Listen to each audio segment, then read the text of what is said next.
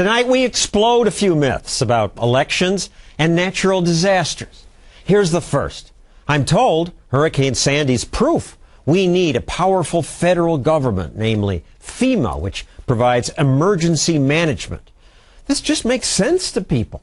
Big disaster across state lines, who but the feds can help? As the New York Times declared this week, a big storm requires big government.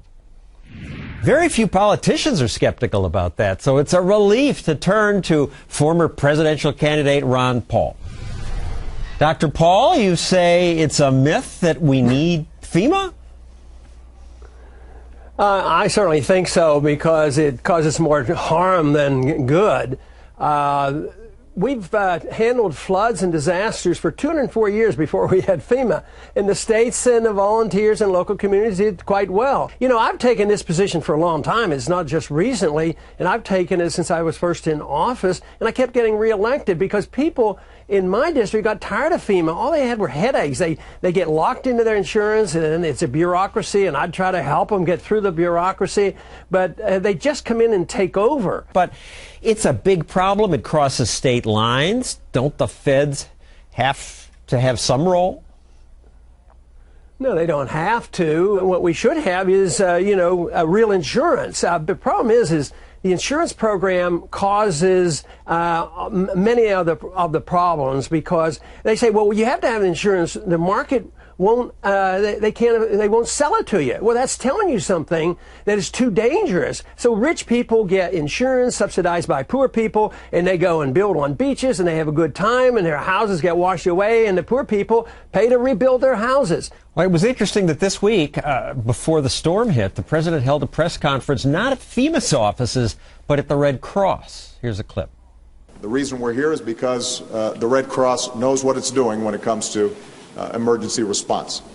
So what's he saying there? The Red Cross, not FEMA, knows what it's doing? FEMA doesn't? Sounds like he's admitting it. That was good politics, but unfortunately, from my experience here in my district, Red Cross and others were inhibited by FEMA. They would come in and stop them. Think about the difference between how the evacuation occurred in New York after 9/11, all the volunteer boats and things, thousands of people they were evacuated.